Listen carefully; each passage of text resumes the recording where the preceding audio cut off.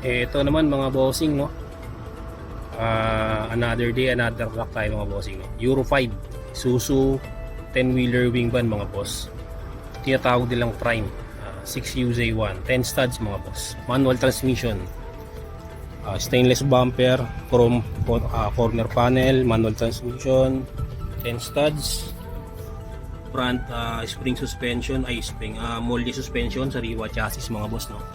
Euro 5 AdBlue. Isang tangke na 300 liters. Chassis, goods naman mga boss. Airbag suspension mga bossing. Ayan. Sariwa naman mga boss, no? 22.5 rims, and then low profile tires mga boss. 275 ATR. Ayan. Ordinary wing van mga boss. Aluminum door, back door, and then single lock